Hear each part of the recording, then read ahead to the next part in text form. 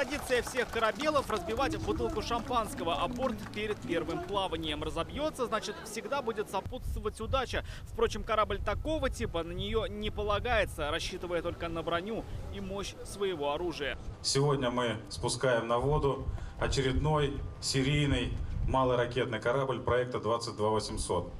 Корабль спроектирован Центральным морским конструкторским бюро «Алмаз» и построен вашими умелыми, трудолюбивыми руками. Новый корабль был заложен в 2019 году как многоцелевой ракетно-артиллерийский. Его особенность в развитом комплексе вооружения. Он включает в себя управляемые ракеты, работающие как самостоятельно, так и в команде. Все, что есть на борту, отечественное.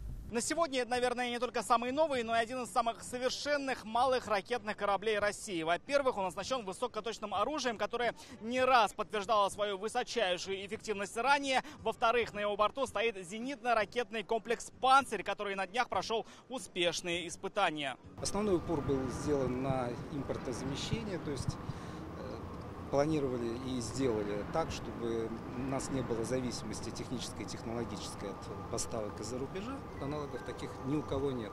При том водоизмещении и при том насыщении ударным вооружением, и при той стоимости, он действительно не имеет аналогов сегодня.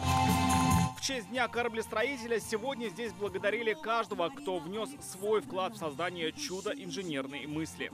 Люди, специалисты, работающие на заводе, они любят город, патриоты своей малой родины, и завод никогда не подводил нашу страну.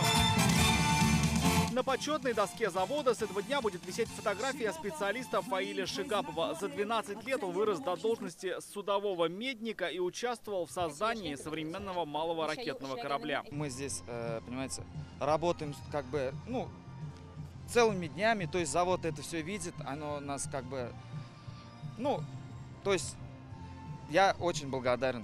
Новый корабль будут создавать серийно, в том числе и на других судостроительных заводах страны. Зеленодольск выпустит еще минимум 4 из них.